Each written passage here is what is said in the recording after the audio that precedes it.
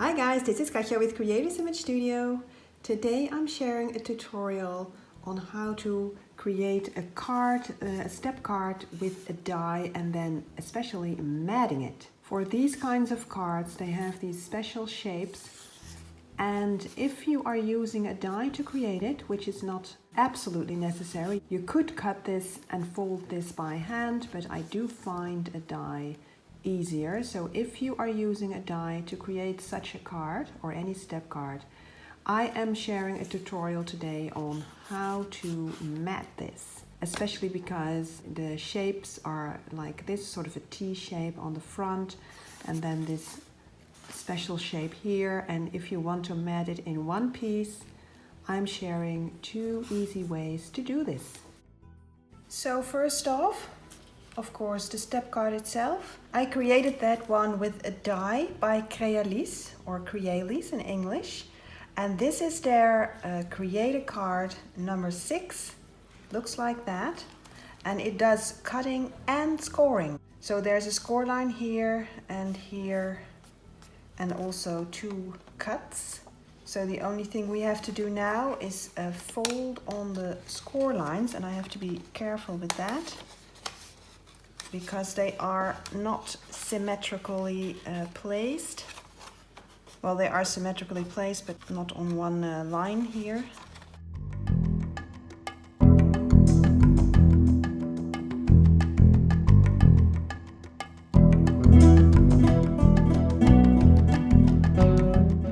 Okay, so this is your basis for your step card.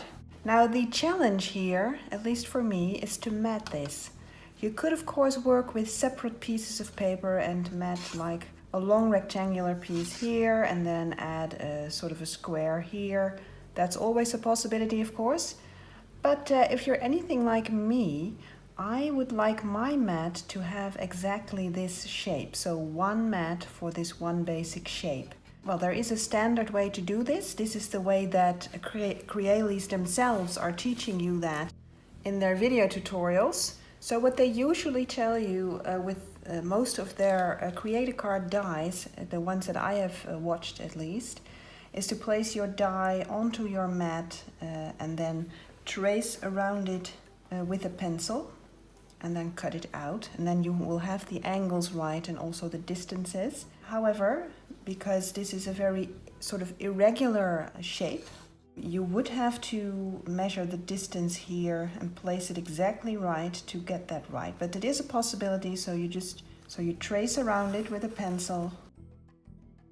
Now, of course, I have not measured this, but supposing I had, then I would cut it.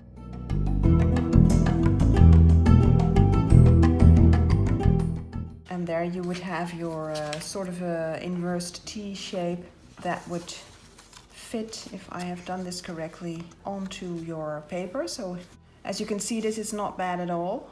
So this is a perfect way to do it. And what I wanted to share with you today is a second way that I just came up with. Well, you know, different people, different styles, different methods of working, different preferences. And the second way is to take your mat, so this is an example piece, and die cut that as well. So this is the exact same die cut as I did here. And my idea now is to cut that loose to start with. So take your scissors and cut on the score lines.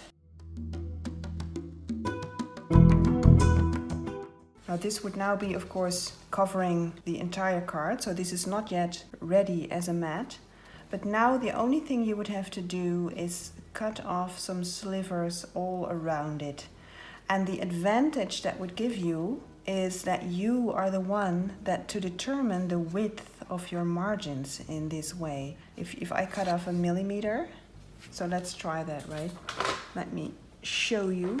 So suppose I cut off about 1 millimeter, which is, I think, about 1/24 of an inch, if I'm calculating that correctly.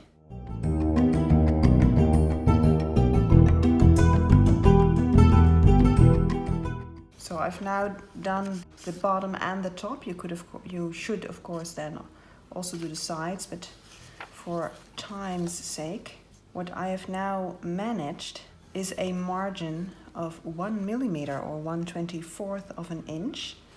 And I could, of course, play with that. If your personal style or taste is more like 1/8 of an inch, for instance, I would simply cut off more. So that would be 3 millimeters in total, so 2 millimeters extra to cut off here. I'm eyeballing this now.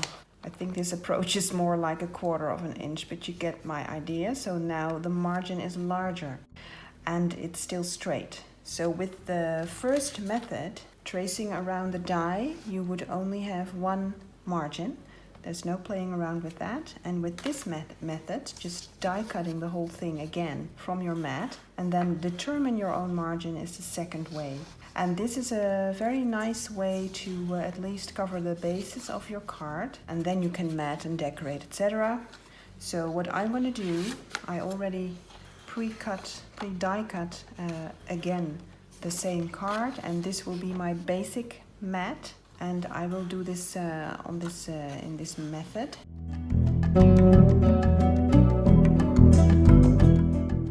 So there you go. And now I will determine my margins and cut around that as well. I will use a paper trimmer for that, and I will get back to you.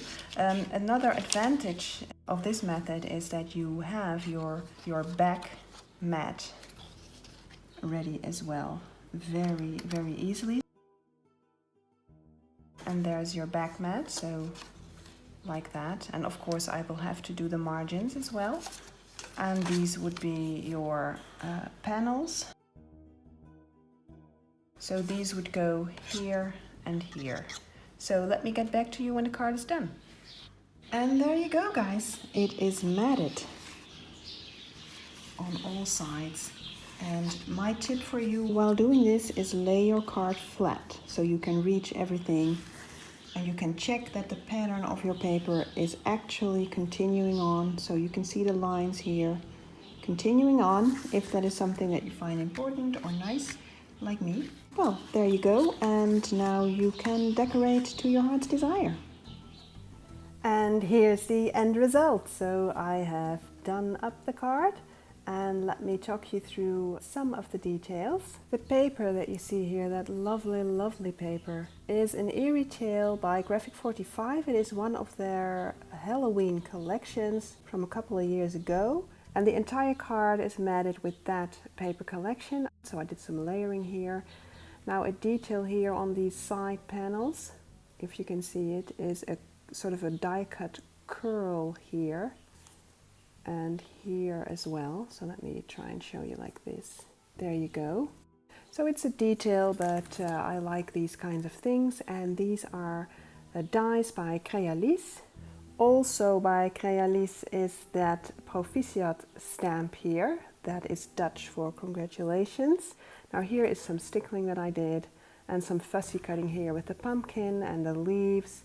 And that's it. Now the inside I left plain, so you can write your message here. But of course you could also add another piece of cardstock, for instance a white piece, and you would use the shape that you use for the back mat, and you could mat the inside like this if you like that better, and then you can write more clearly perhaps, especially if your cardstock is a darker color. So that is an idea for you there.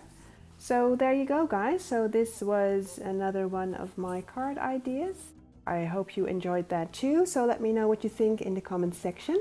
Please press the like and subscribe to my channel, and I will see you next week. Bye bye.